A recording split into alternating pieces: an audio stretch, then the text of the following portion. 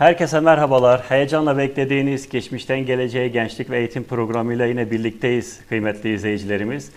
Bu akşam yine çok değerli bir konuğum var. Dili konuşacağız. Dil ve eğitimi, dil, eğitim ve eğitim ekseninde gençliği masaya yatırıyor olacağız. 100. Yıl Üniversitesi Yaşayan Diller Enstitüsü'nden Profesör Doktor Nesim Sönmez hocamızı davet ettik bu akşam. Kıymetli hocam hoş geldiniz. Hoş bulduk Lokman Bey. Nasılsınız? İyi Çok misiniz? teşekkür ederim. Sağ olun. Siz nasılsınız? Valla ben İyisiniz. sizi özlemiştim. Bu Çok vesileyle de teşekkür bir araya ederim. gelmiş olduk. Biz de sizi özlemiştik. Birçok platformda sizinle bir araya geldik. Gerçekten de ilham dolu konuşmalarınıza bizlerin de gençliğin de çok ihtiyacı var. Bizi kırmadığınız için tekrardan teşekkür ediyorum. Çok teşekkür ederim. İnşallah sizin bu kıymetli övgülerinize layık oluruz. Estağfurullah hocam. Çok teşekkür ediyoruz. Hocam dili konuşacağız bu akşam. Evet.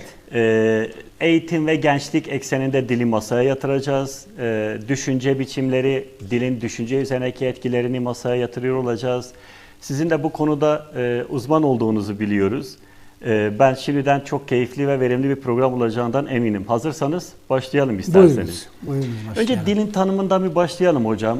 Dilin gerçekten yaşam üzerindeki etkisi nedir? Düşünceyle bağlantısı nedir? Ve nasıl tanımlarsınız? Lokman Bey, en genel tanımıyla, en çok bilinen tanımıyla dil, insanların duygularını, düşüncelerini, kültürlerini, tarihlerini, sanatlarını onun aracılığıyla başka insanlara anlattıkları bir vasıtadır. Evet. Dolayısıyla biz duygularımızı, düşüncelerimizi dilimiz olmadan ifade edemiyoruz. Biz buna kısaca dil diyoruz. Peki dil ile düşünce arasında nasıl bir bağlantı vardı? Birbirini etkiliyor mu? Birbirinden bağımsız mı? Önce dil mi var yoksa önce düşünce mi var? Bu konu aslında bir bakıma tavuk yumurtadan mı, yumurta tavuktan mı sorusuna benzer bir sorudur. Muhtemelen bunun cevabı da böyle bu sorunun cevabına benzer bir cevap olacaktır. Evet. Platon der ki antik Yunan'da önce düşünce var. Evet. İnsanlar ya da canlılar, natık olanlar, varlıklar duygularını, düşüncelerini o zihinlerinde kodladıkları şekilde kelimelere dökerek aktarırlar. Ama Aristo'ya baktığımız zaman Aristo da diyor ki dil ile düşünce bir bütünün parçalarıdırlar. Yani dil düşünce ürettiği zaman beyinde dil onu kelimelere döküyor. Belki Aristoteles aynı zamanda klasik mantığın kurucusu. Elbette. Yani elbette. bu söyleminden yola çıkarak kim bilir belki de mantık gibi bilimi de kurmuş oldu. Vardır, evet. Lokman Bey bir örnek daha vereyim. Mesela Kutadgu Bilik'in müellifi Yusuf Has Hacib'in bir orijinal bir sözü var konuyla alakalı Kutadgu Bilik'te. O şöyle der. Aklın süsü dildir. Dilin süsü kelimelerdir. Biz buradan da anlıyoruz ki düşünce ile dil birbirinden bağımsız değildir. Bir bütünün parçalarıdırlar. Natık olanlar yani konuşan varlıklar önce düşünceyi zihinlerinde, beyinlerinde, akıllarında üretirler. Bunu kelimeler vasıtasıyla mesaj olarak muhataplarına iletirler. Peki düşünme ile düşünce bir mi hocam? Düşünme benim bildiğim daha çok insanın kendi içinde gerçekleşen bir eylem. Daha doğrusu eylem değil, teorik bir şey. Düşünce de düşünmelerin dile getirilme biçimi mi? Böyle ifade etsek doğru olur mu? Şimdi tabii ki doğrudur. İnsanlar her canlı düşünür. Kafasında fırtınalar kopar. Çeşitli zihin jimnastiklerini yapar. Evet. Bunu bir düşünceye bana göre dönüştürebilmesi için kelimelere dökmesi lazım. Eğer kelimelere dökerse düşündüğünü insanlara aktarmış olur. Evet. Peki sadece sözcükler bizim bildiğimiz ya da şöyle sorayım hocam. Dil dediğimiz bu olgu ya da değer bir tek bizim bildiğimiz lisan anlamında dile gelen bir şey değil mi? Yani mesela beden dili var, örneğin bir yapraktan çıkarabileceğiniz bir dil var. İşte dağın dili olur, doğanın dili olur. Böyle bakarsak nereye koymamız gerekiyor? Yani mesela siz ilahi kitaplara baktığınız zaman evet. işte Allahu Teala sesleniyor. Dağlara bakmıyor musunuz? Göğe bakmıyor musunuz? Yere bakmıyor musunuz? Ağaçlara bakmıyor musunuz? Dereye bakmıyor musunuz? Bunların her birisi kendi hal lisanlarıyla insanlara mesajlar veriyorlar. Dolayısıyla dilden kastettiğimiz şey insanın kullandığı vasıta değildir. Evet. Dil aracılığıyla insanlar ya da varlıklar mesajlar veriyorlar. Bu mesajlar illa kelimelere dökülerek yapılmayabilir. Evet. Bazen sizin bir jestiniz, sizin bir mimikiniz, sizin elinizin bir hareketi, yağmurun yağması, karın yağması, yaprağın sallanması da bir mesaj olabilir. Evet. Bu mesajlardan siz istediğiniz kadar yorum yapabilirsiniz. Çok güzel. Söylediğiniz şeyler çok güzel hocam. Çok Teşekkür ifade ederim. biçiminiz. Peki hocam bu bağlamdan yola çıkarsak anladığım kadarıyla şunu çok net olarak anlayabiliriz gibi.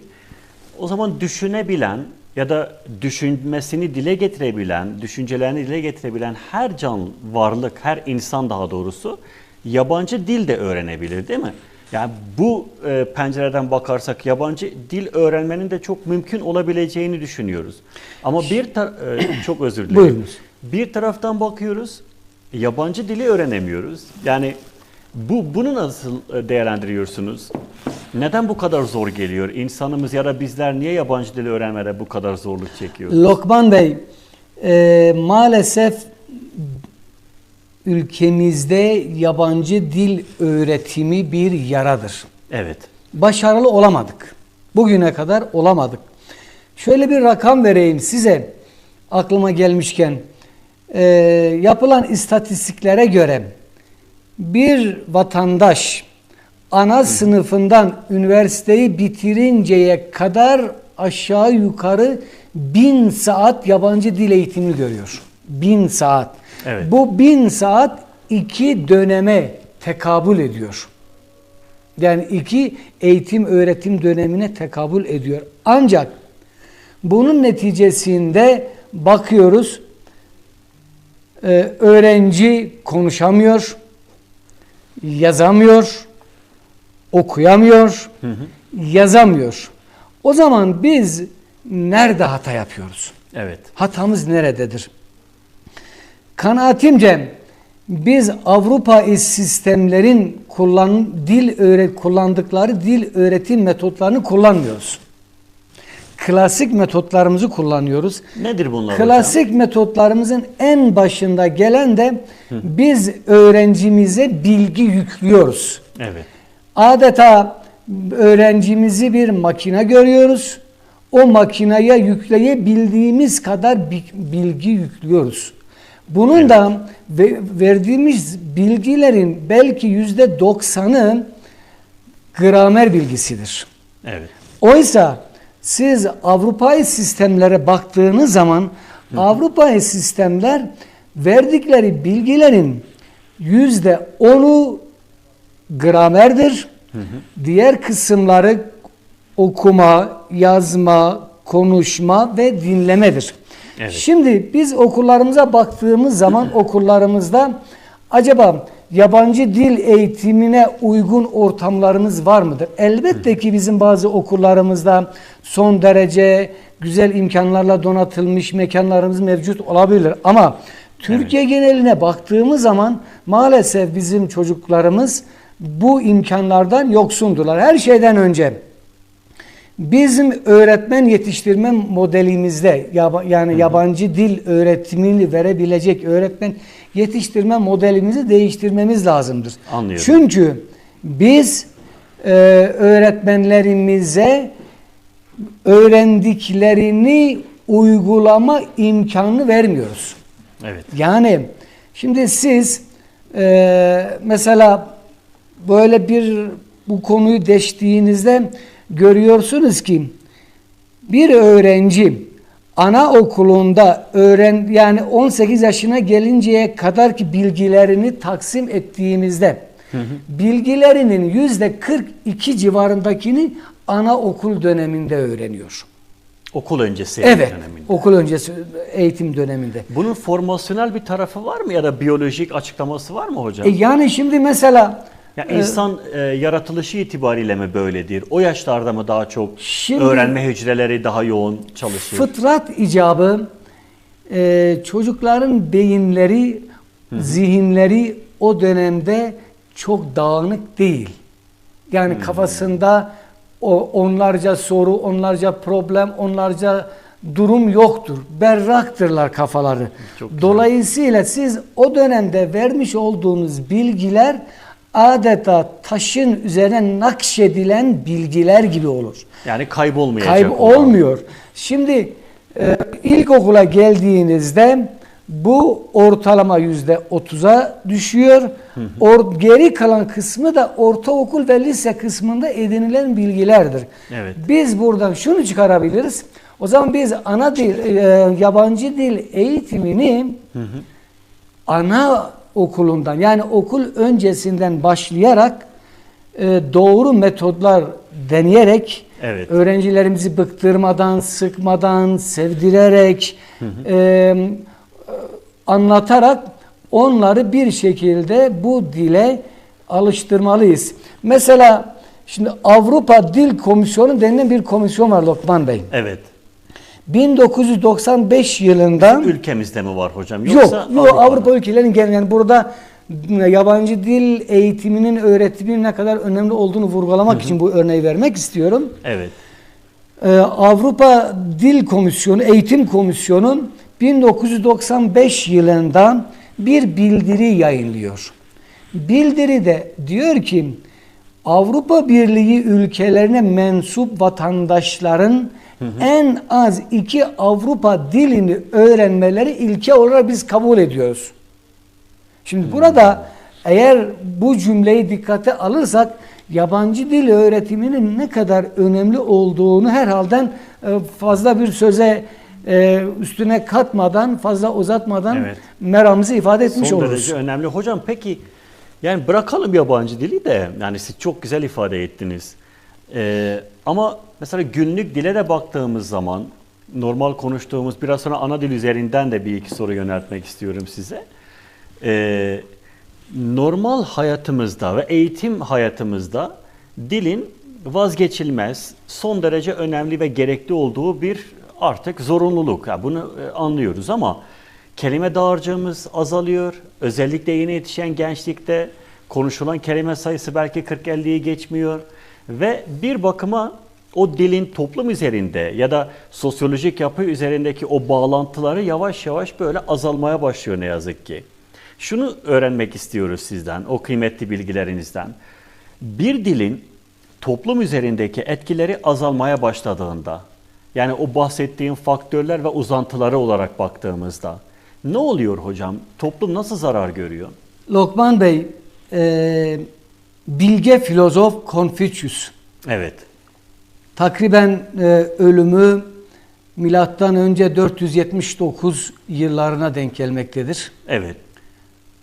Ona soruyorlar, diyorlar ki Konfüçyüs, bir milletin, bir devletin yönetimi size verilirse ilk yapacağınız iş nedir?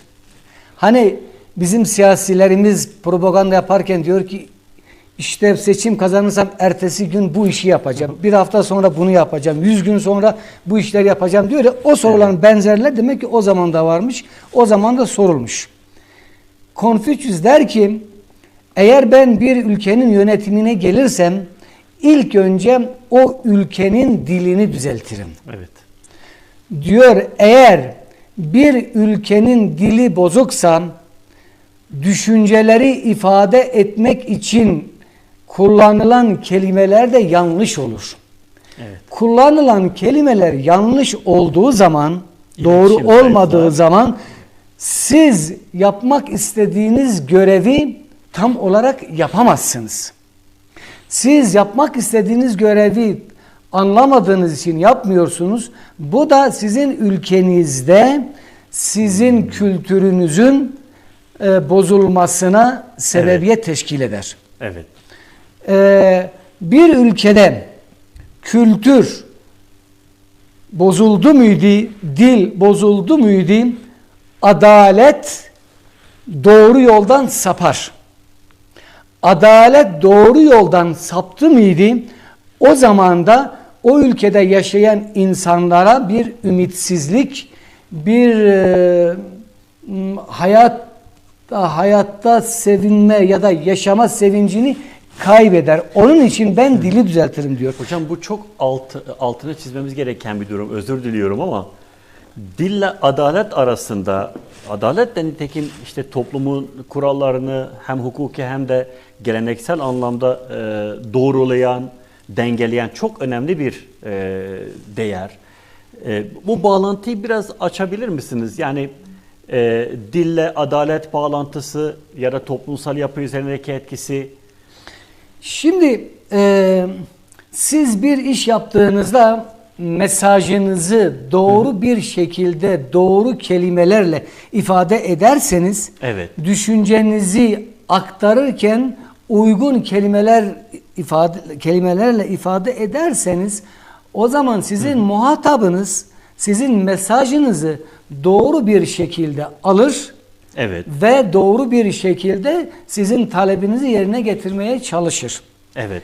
Eğer bir toplulukta insanlar duygularını, düşüncelerini ifade edecek kadar bir kelime dağarcığına sahip değiller ise, kendi dertlerini, kendi meramlarını istedikleri gibi ifade edemezler. Evet. İstedikleri gibi ifade edemedikleri için haliyle karşınızda hüküm verenler belki siz haklı olduğunuz halde sizin hakkınızı size teslim etmeyebilirler. Evet. Dolayısıyla bizim derdimizi doğru olarak ifade edebilmemiz için dilimize hakim olmamız lazım. Kelime dağarcığımızın da geniş olması lazımdır. Evet. Çok güzel. Gerçekten ilginç. Hocam şimdi ben lisansta felsefe okurum. Tabii mantık bilimini de gördük. Hem sembolik mantık hem klasik mantık ama düşünce bağlamında ya da iletişim bağlamında düşündüğün zaman ben hep şuna inanırım. Tarihteki bütün kavgaların, belki savaşların, anlaşmazlıkların, toplumda yaşadığımız bütün problemlerin altında aslında sizin az önce çok güzel ifade ettiğiniz bir iletişimsizlik yatıyor. Belki de insanlar birbirlerini doğru anlayabilirlerse, bakın anlamanın ötesinde doğru anlayabilirlerse, evet insanların yaşadığı her yerde problem vardır ama bu kadar derin yaşamayız. Şimdi çağımıza geldiğimizde geçmişten günümüze kadar sosyolojik yapının gittikçe bozulduğuna da şahit oluyoruz. Aile yapısından toplumsal yapıya, okullarımız, marka eğitim kurumlarımızın yapısının dağılmasına kadar. Bunun şeyle bağlantısı var mı? Yani iletişimsizlik artıyor, problemlerimiz de derinleşiyor mu acaba? Kesinlikle katılıyorum size Lokman Bey.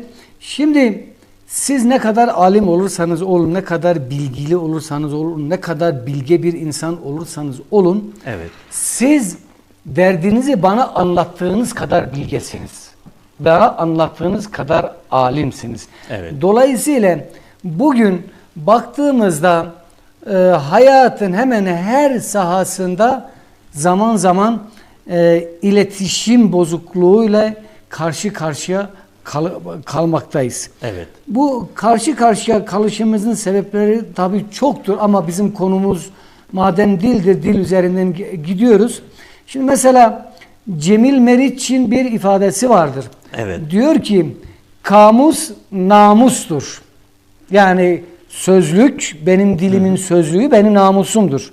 Evet. Kamusa dil uzatmak demek namusa dil uzatmak demektir.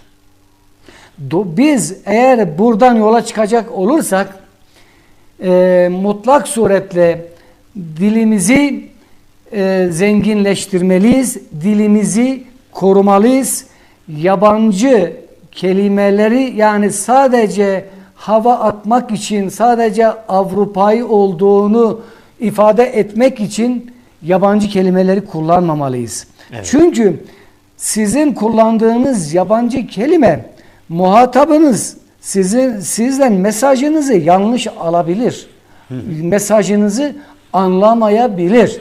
Dolayısıyla eğer sizin dilinizde o kelime ve kavramlar var ise sizin o kelime ve kavramları kullanmanız mesajınızın doğru bir şekilde muhatabınıza ulaşmasına ve muhatabınızın sizi doğru bir şekilde anlamasına sebebiyet veriyor. Eğer siz böyle yapmazsanız iletişim bozukluğu meydana gelir.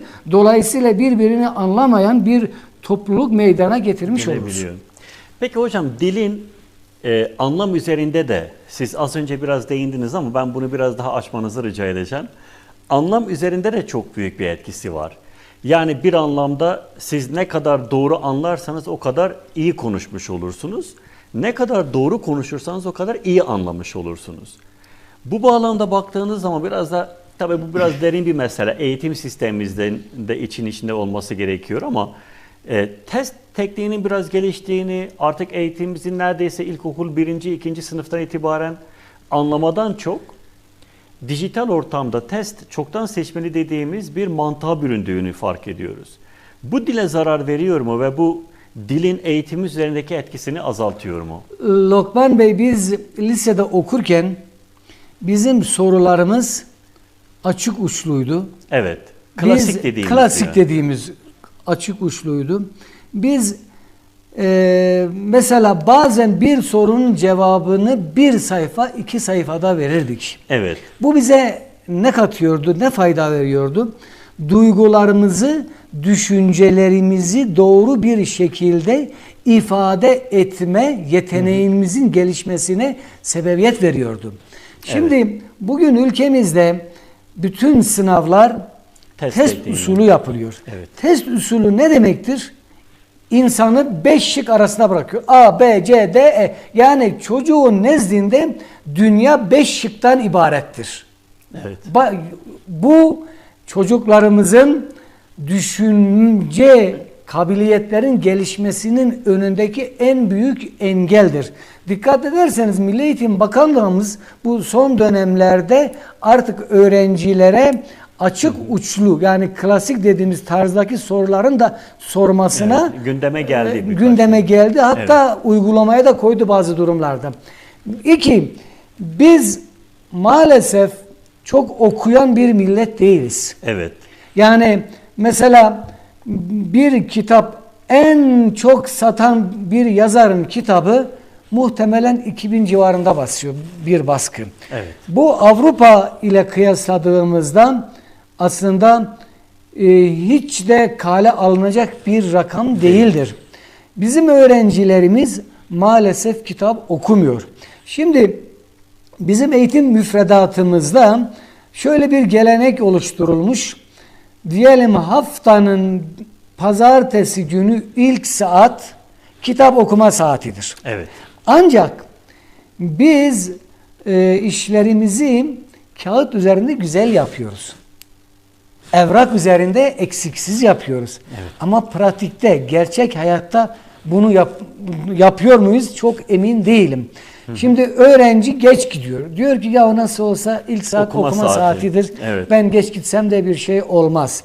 Ya da orada dururken başını koyup sırasına koyup başka hayallere dalabiliyor. Öğretmen elbette okuyan, bu işini hakkıyla yerine getiren kıymetli hocalarımıza saygımız sonsuzdur. Bizim sözümüz onlara değildir. Evet. Biz onları eleştirmiyoruz ama öğretmen de hakeza, öğrenciler işte okuma dersindendir, ben de kantine ineyim, bir bardak çay içeyim gibi bir hava içerisinde olabiliyor.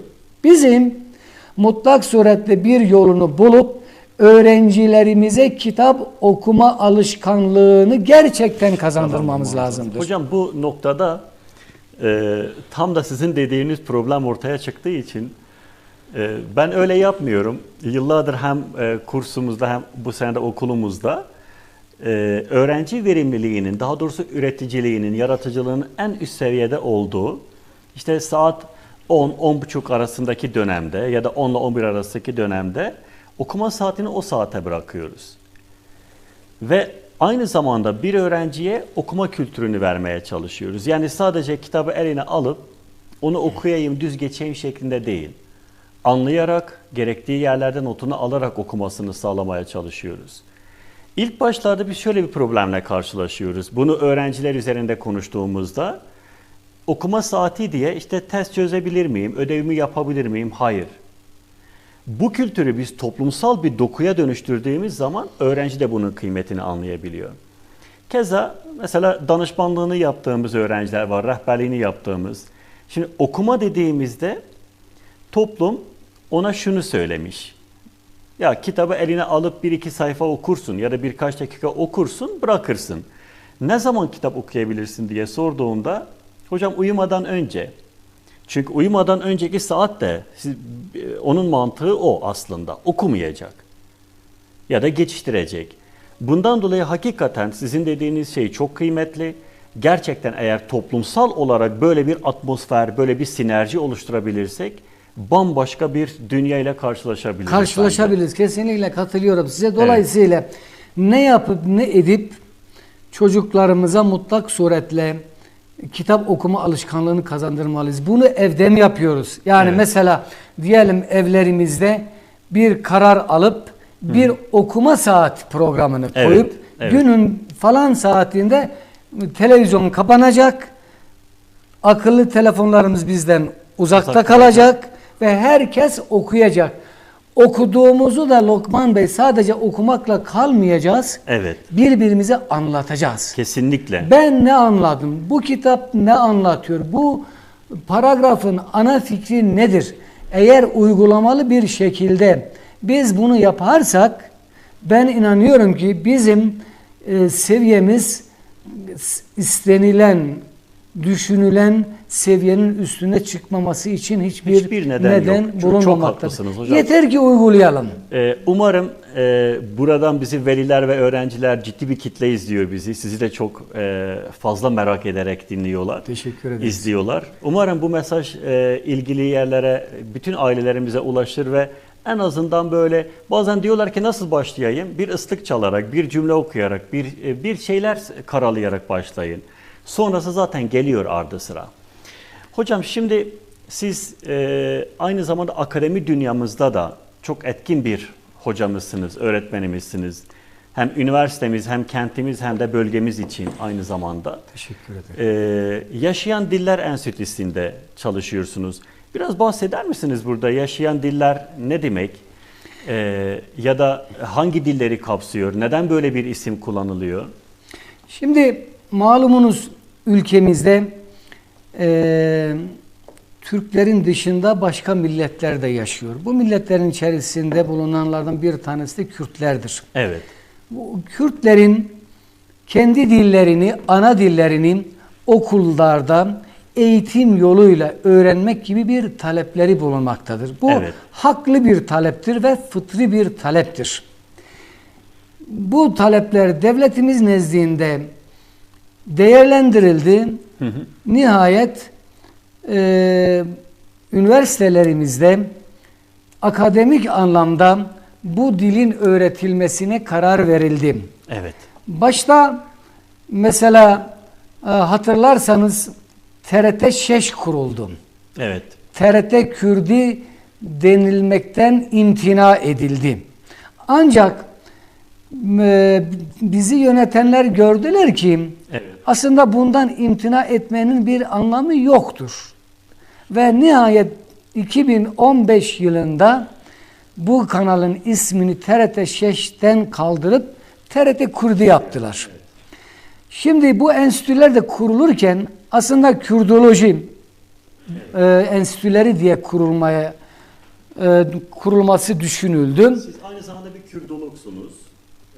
Yani hasbelkader. Evet. Sonra ya biz bunun adını Kürdoloji koyarsak acaba ne olur, acaba ne olmaz, getirisi ne olur, götürüsü ne olur düşüncesiyle yola çıkarak bir ara formül bulundu. Evet.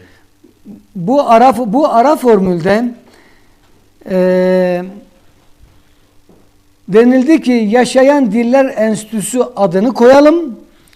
Bu Yaşayan Diller Enstitüsü'nde Kürtçenin yanında İbranice, Süryanice, Urartuca ve bizim daha bilmediğimiz şu anda ismi aklıma gelmeyen birçok dili öğretelim dediler.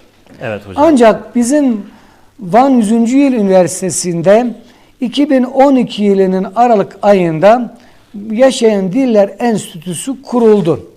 2013 yılından itibaren eğitim öğretime başladı. Biz bu enstitüde yüksek lisans öğrencilerimizi eğitiyoruz.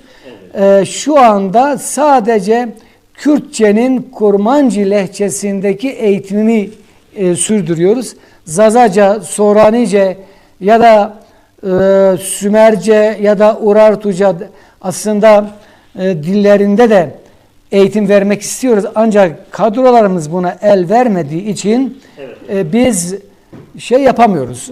Bu dillerde eğitim veremiyoruz.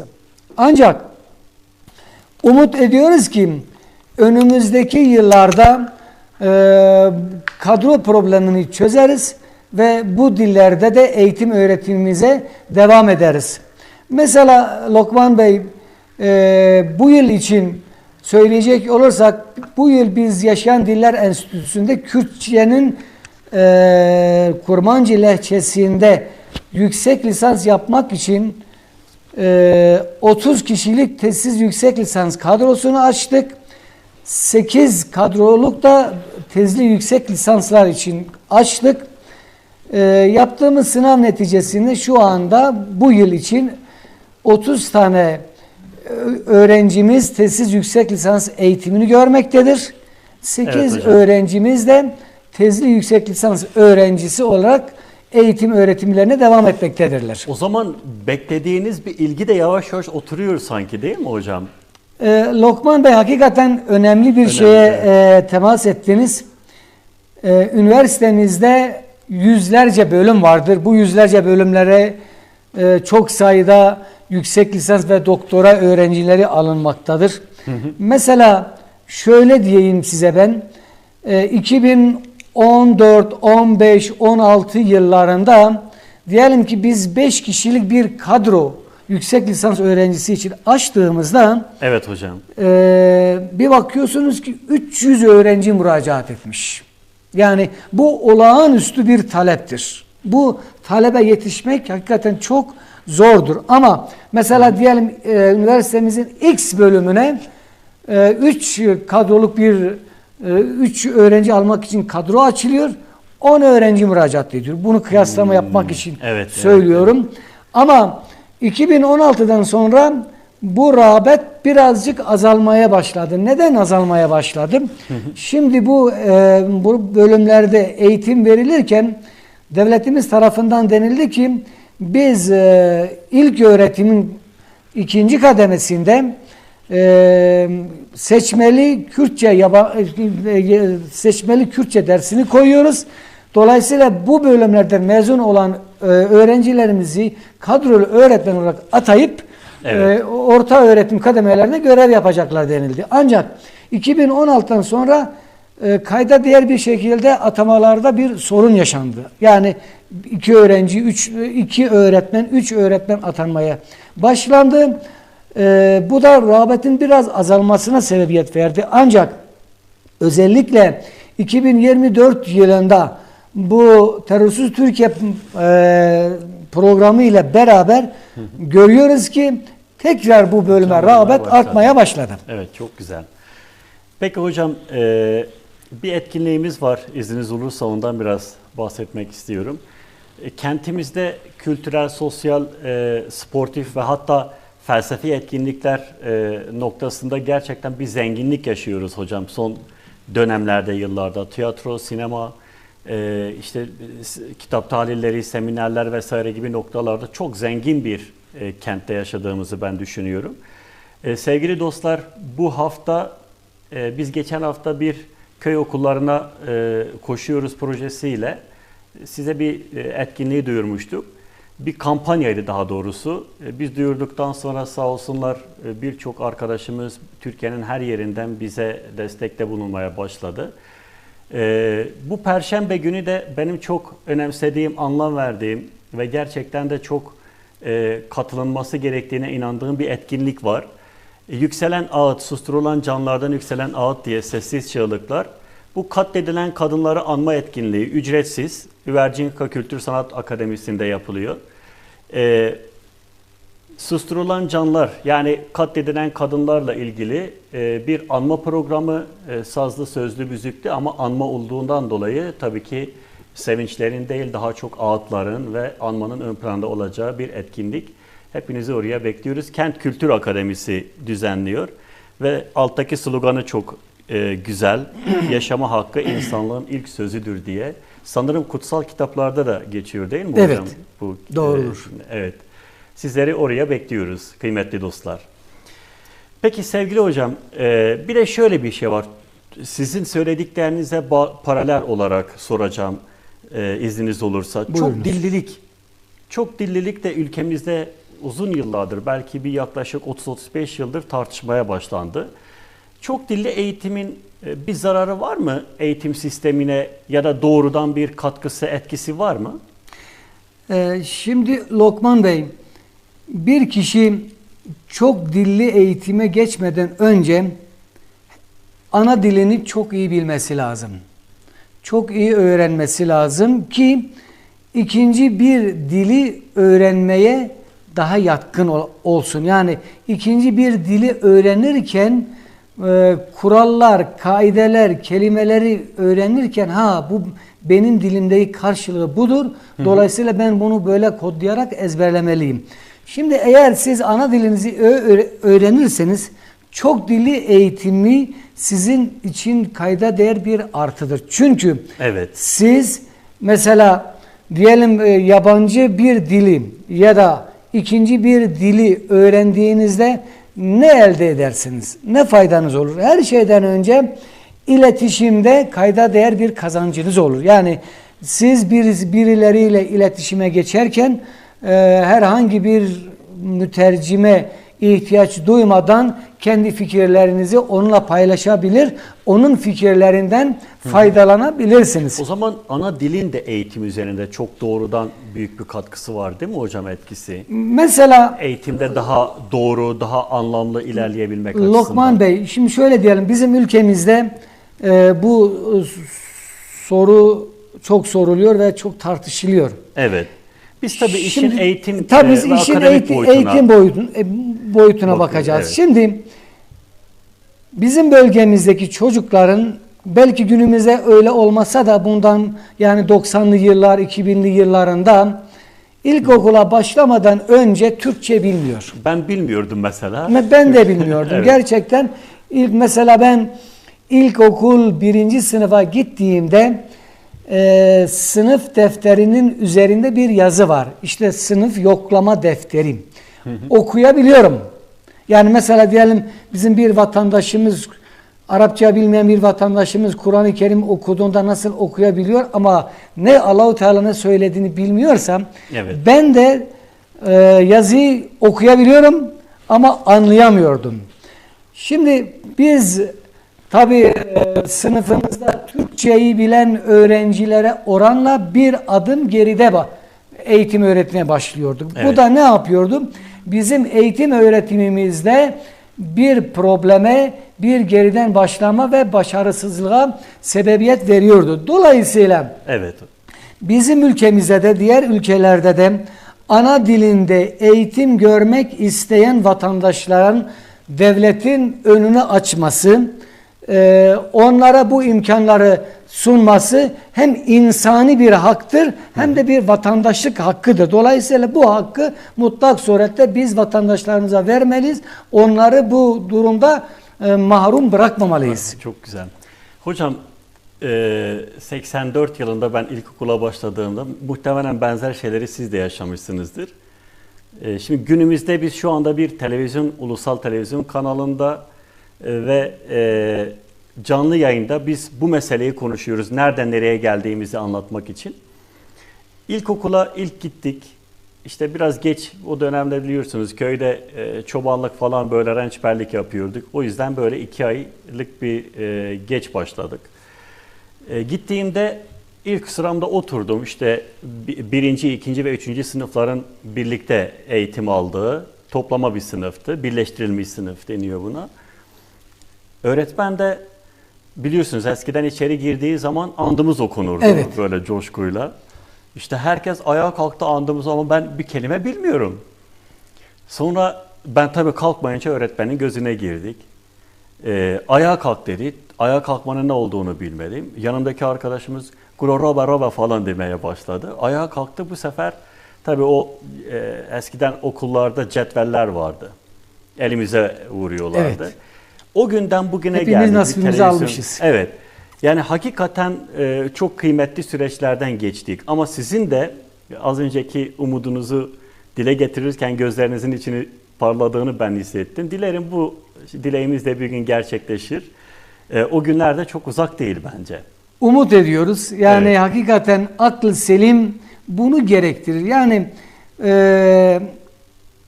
biz geçmiş tecrübelerimizden faydalanırsak bu sorunumuzu çok rahat aşabiliriz. Lokman Bey, 1898 yılında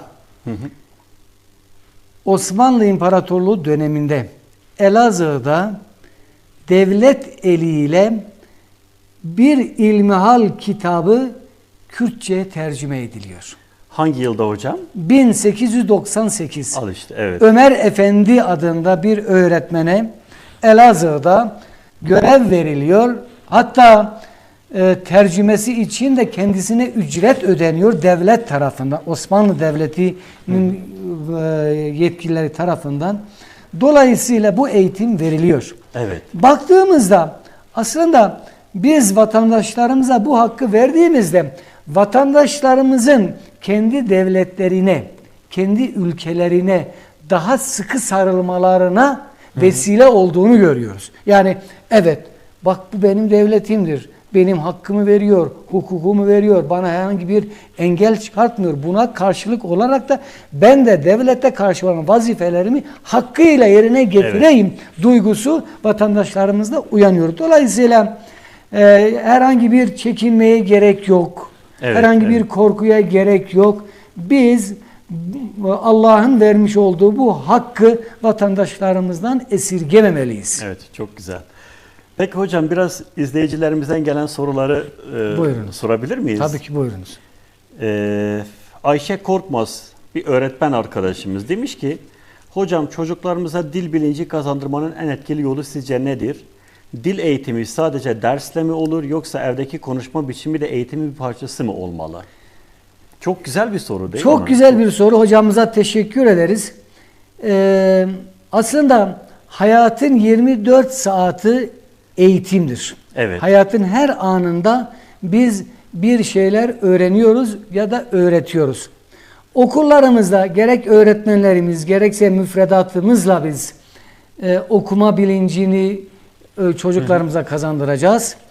Evimizde, sokağımızda, çarşımızda, pazarımızda büyüklerimizin yapmış oldukları davranışlarla, yapmış oldukları uygulamalarla kendi çocuklarımıza örnek olmak kaydıyla onların bu alanda, bu uzun maraton döneminde ilerlemelerine yardımcı olabiliriz. Ama yine de sohbetimizin başında da ifade ettiğim gibi bu konuda birinci sırada öğretmenlerimize, ikinci sırada velilerimize kayda değer görevler düşmektedir. Kesinlikle. Bizim öğretmenlerimizden ricamız, yani illa da müfredatta var yoktur değil, bazı inisiyatifler ele almalıyız. Mesela edebiyat öğretmenlerimiz, Türkçe öğretmenlerimiz zaman zaman kompozisyon çalışması yaptırmalıdırlar öğrencilerimize. Yani bir konu verip, bir atasözü verip, bir deyim verip ya da bir vecize verip bu vecizeden ne anladıklarını çocuklardan sorarlarsa, çocuklar ilk başlarda aslında birinci cümleyi yazarken çok sıkılırlar. Evet. Çaresiz kalırlar. Ama birinci cümle sınırını aştıktan sonra ikinci, üçüncü cümle bir bakarsınız kalemlerinde çok Hocam, güçlü bir şekilde bu dediğiniz dökülmüş oluyor. O kadar anlamlı ve o kadar önemli ki şimdiki çocuklarımız yazı yazmayı pek bilmiyor, biliyor musunuz? Evet. Maalesef. Bildiğiniz bilmiyor. Yani dijital araçlara çok fazla alıştığından dolayı. Yani kalemi bir tuhaf kullanıyor. Kelimelerin büyük çoğunluğunu, bazı harfleri büyük, bazılarını küçük. Zaten noktalama işaretleri hiç yok neredeyse. Dolayısıyla sizin dediğiniz şey eğer anlam bütünlüğü açısından son derece kıymetli. Bu da Ayşe öğretmenimize çok Evet. güzel bir cevap oldu. Hocam, Bitlis Eren Üniversitesi'nden Mehmet Yıldız üniversite öğrencisi demiş ki, dil düşünmeyi mi şekillendirir yoksa düşünce mi dili şekillendirir? Sizce insan konuştuğu dille mi düşünür? Çok derin bir soru değil mi? Şimdi çok derin bir soru. Tabii felsefe alanına da giren bir soru. Dil felsefesi alanına giren Evet. de bir sorudur. Ancak biz yine sohbetimizin başında küçük bir şekilde değinmiştik. Aslında insanlar akıllarında, zihinlerinde bir şeyler oluşturuyorlar. Evet hocam. Bir fikir oluşturuyorlar, aklediyorlar. Daha sonra bunu dile getiriyorlar. Şimdi demek ki insanlar önce zihinlerinde bir beyin jimnastiğini yapar, bir berraklaşma meydana getirir. Daha sonra bunu kelimelere döker. Ancak kelimelere dökerken Lokman Bey, Evet hocam. Bizlerin ifadelerimizde işimize en yarayacak kelimeleri seçmemiz lazımdır. İşimize yarayacak kelimeleri seçebilmemiz için de yine dönüp dolaşıp okumaya geliyoruz. Evet. Bizim kelime dağarcığımızın çok geniş olması lazım. Olabildiğince çok sayıda kelime bilmemiz lazım. Anlamlarıyla, yani mesela eskiden bizim sözlüklerimiz vardı. Evet. Şimdi bakıyorum Deyimler sözlüğü öğrencilerde vardı, değil mi? atasözleri Vardı. sözlüğü, evet. Normal sözlüğümüz vardı. Şimdi sözlükte yakın anlam, uzak anlam, mecaz anlam gibi anlamlar vardı ve öğretmenlerimiz bize bunları ezberlettiriyordu. Evet. Bu ne işimize yarıyor? Biz konuşurken demek ki bu cümlede benim bu kelimeyi kullanmam benim meramımı ifade ediyor. Benim mesajımı muhataplarıma daha doğru bir şekilde aktarıyor diyor ve saniyeler içerisinde onu seçebiliyoruz. Ama eğer dağarcığımızda, eğer zihnimizde o kelime yoksa biz maalesef durup kalabiliyoruz. Dolayısıyla gidip gelip okumak ve kelime hazinemizi genişletmekten yolun geçtiğini tekraren gerekiyor. ifade etmek gerekir. Çok önemli hocam. Dilinize sağlık. Hocam, Erciş'ten Türk Dili Edebiyatı öğretmeni Baran Aksoy demiş ki, sizce eğitim sistemimizde dil derslerine yeterince önem veriliyor mu? Yoksa diğer derslerin gölgesinde mi kalıyor? Bunu aslında kısmen konuştuk ama yine de değinmek Yine isterseniz. hocamızın sorusuna bir cümleyle değinecek olursak, kanaatimce dilin hak ettiği kadar önem vermiyoruz. Evet. Bunun belgesi nedir? Bunun ispatı nedir?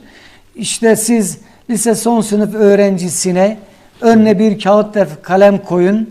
Hadi şu konuda şu sayfayı dolduracak bir yazı bana yazın derseniz yazamıyor. Evet. Bu yazamamasının sebebi nedir? Bana göre en büyük sebebi dil eğitiminin hakkıyla verilmemiş ya da verilmişse de o öğrenci tarafından alınmamış olmasıdır. Evet. Peki Yüksekova'dan Zelal Demir sormuş hocam. Demiş ki, Kürtçe bilen bir öğrencinin ana dilinde kendini ifade etmesiyle sadece Türkçe konuşması arasında fark olur mu? Bu durum öğrenme sürecini etkiler mi? Kesinlikle arada fark olur. Yani Kürtçe bilen bir öğrenci, ana dili Kürtçe olan bir öğrenci tercüme yapar. Mesela size bir örnek vereyim. Kendimi okuyorum diyor. Kendimi okuyorum, bu aslında Türkçe'de doğru bir cümle değildir. Evet. Ez jiharaduhunum. Bunu Türkçe'ye çeviriyor. Evet. Motamot bir çeviri yapıyor. Evet. Bunu böyle ifade ediyor. Dolayısıyla bizler yani Kürtler genellikle Kürtçe düşünüp Türkçe Türkçe kendilerini ifade ediyorlar. Biz mesela, özür dilerim, Kürtçe'de yemek yemek nedir hocam? Harın. Harın diyoruz. Yani evet. ya da su içmek ve harın. Evet. Bazı yaşlılarımız hala işte sizin dediğiniz şekilde mesela Türkçe konuşurken gel ekmek ye der. Biz Kürtçe'de verenden buha deriz mesela. O yemek yerine de aslında geçiyor. Evet. Ama öyle çevirdiğinden dolayı gel ekmek ye. Aslında söylemek istediği yemek ye anlamındadır. Ama Kürtçe düşünüp Türkçe dile getirme bizim de zaman zaman böyle bu ikilemde kaldığımız ciddi bir problem aslında. Bu yaratılışın bir kuralıdır. Evet. Kişi kendini en iyi bir şekilde ana dilinde ifade eder. Ya da hangi dilde rüya görüyorsanız orada daha çok İşte öğrenirsiniz. sizin yani ana dilinizin dışında ikinci bir dille rüya görebilmeniz için çok büyük mesafeler kat etmeniz lazımdır. Evet. O da birazcık zor. Yani Evet. mesela bugün bazı öğrencilerimiz vardır. Hani deniliyor ya bugünkü anneler dilini bilmedikleri öğrencileri, çocukları yetiştiriyorlar. Evet. Anne Türkçe bilmiyor, çocuk Kürtçe bilmiyor. Böyle bir handikapın da içerisindeyiz. Ama bununla beraber inanınız bu fıtrat kanunudur. Evet. O çocuk yine ana dilinde öğrendiğinde yani daha sonra da öğrendiğinde kendini öğrendiği ikinci dilden daha rahat bir şekilde ifade edebiliyor ve başarılı olabiliyor. Kesinlikle hocam. Hocam birkaç sorumuz daha var. Belki bunlara vaktimiz yetmeyebilir ama bir Türkçe öğretmenimizin sorduğu bir soruyu özellikle iletmek istiyorum. Hediye Arslan demiş ki, dijital çağda yapay zeka çevirileri ve otomatik metin üretimi arttıkça dil öğretimi nasıl bir dönüşüm yaşayacak sizce? Çok özür dilerim, tekrarlar mısınız? Dijital çağda yapay zeka çevirileri ve otomatik metin üretimi arttıkça dil öğretimi nasıl bir dönüşüm yaşayacak sizce? Şimdi ben müsaade ederseniz bu soruyu sosyal medya ile bağlantılı olarak cevaplandırmak istiyorum. Bir sosyal medya sorumuz daha var. Onu da sorayım, isterseniz birlikte yanıtlayalım. Demiş ki Elif Dağ bir veli, çocuklar artık sosyal medyada kısa ve bozuk cümlelerle iletişim kuruyorlar. Bu durum onların ifade gücünü ve yazı anlatımını nasıl etkiliyor? Şimdi Lokman Bey, dijital çağda yaşıyoruz. Evet. Dijital çağ ister istemez bizim dilimizin üzerinde bazı etkiler yapıyor. Alışkanlıklarımızı değiştiriyor. Evet hocam. Şimdi herkesin elinde bir akıllı telefon var ve akıllı telefondan sosyal medyayı kullanarak istediğini yapabiliyor. Evet. Şimdi insanlar mesajlarını çok çabuk bir şekilde yayılmasını istiyor. Siz bir mesaj yazıyorsunuz. Birkaç saniye içerisinde belki milyonlarca insana ulaştırabiliyorsunuz. Evet. Bu bir avantajdır. Sosyal medyanın ya da yapay zekanın birçok avantajı vardır. Ama mesela bununla beraber diyelim mesela sizin dilinizde kullandığınız bazı kelimeleri değiştiriyor, kısaltıyor ya da yazıdan ziyade simgelerle siz mesajınızı ifade etmek zorunda kalıyorsunuz. Mesela arkadaşınıza bir emoji gönderiyorsunuz, bir gülücük emojisini gönderiyorsunuz. O gülücük emojisinin sizin karşınızdakinde oluşturduğu anlam, siz bir sayfa yazı yazarsınız, belki o anlamı oluşturmaz. Evet. Bir bakıma bir avantajdır. Mesela bizim gençlerimiz kolayı seçerler. Evet. Yani zor yolu çok seçmezler. Siz mesela yazı yazarken merhaba diyorsunuz. Merhaba 6 harf kullanıyorsunuz. Ama öğrenci MRB yazıyor. Evet. Karşısındaki anlıyor merhaba olduğunu. Ya da selamun aleyküm diyorsunuz. Selame diyor. İşi göçtü. Evet. Ya da Allah'a emanet olun O diye yazıyor. Bu şekilde işi götürüyor. Bu bir bakıma bizim işimizi kolaylaştırıyor. Evet. Ama bir bakıma da bizim zihnimizdeki kelime dağarcığımızın da azalmasına sebebiyet veriyor. Hocam bu durum gelecekte dili bir tehlikeye sokuyor mu? Dili Çünkü artık emojilerle çoğunlukla günlük dilde, günlük hayatta insanlar artık bizler de çoğunlukla bazen kelimeler yerine emojiler, semboller kullanabiliyoruz. İleride bir tehlike arz ediyor mu bu diller için? Yani tehlike arz edebilir ama hani bir söz var ya, derler ki su akar yolunu bulur. Evet. Dolayısıyla bizim insanımız, yani dünya insanlığı zamanla buna adaptasyon sorununu halleder. Artık bu dili kullanır. Yani biz kendimizi bu dilden soyutlayamayız. Belki renk değiştirir, yol değiştirir, metot değiştirir ama insanların amacına hizmet etmek için bir şekilde akmaya devam eder dil. Evet, Dil duramaz. Güzel. Belki kimi dilleri zenginleştirir, kimi de dilleri fakirleştirir. Böyle avantaj, dezavantajları var ama mutlak surette akar yolunu bulur. Şimdi yapay zeka gerçekten çok güzeldir. Yani bizim dünyamızdaki harikalardan biridir. Ancak şöyle bir endişemiz vardır. Benim yerime makine düşünsün. Evet. Korkusunu bizde sarıyor. Çünkü biz düşünüyoruz, düşündükçe var ediyoruz. Evet. Üretiyoruz, üretim yapıyoruz. Ama siz yapay zeka diyorsunuz ki işte efendim şu özellikler olan bir resim bana yap. Yapıp karşınıza veriyor. Siz emek sarf etmiyorsunuz. Evet. Ya da şöyle konuyu anlatan bana bir şiir yaz dediğiniz zaman size yazıp önünüze koyuyor. Bu sizin bu yine de ihtiyacınızı içindeki gidermesi açısından iyi bir şeydir. Ama takdir ederseniz ki içinde duygu yoktur. Yok işte. Yani o olmadığı için karşıdaki insana geçmeyebiliyor. Geçmiyor. Yani siz kendinizin yazmış olduğu bir şiir ile yapay zeka yardımıyla yazmış olduğunuz, elde ettiğiniz bir şiiri muhataplarınıza okuttuğunuzda aynı duyguyu, aynı tadı, aynı lezzeti elde ettiklerini söylemeleri mümkün değildir. Evet. Ama bunu yaparken de biz yapay zekayı kenara itelim, onu kullanmayalım değil mi? Hayır. Onu daha da geliştirelim.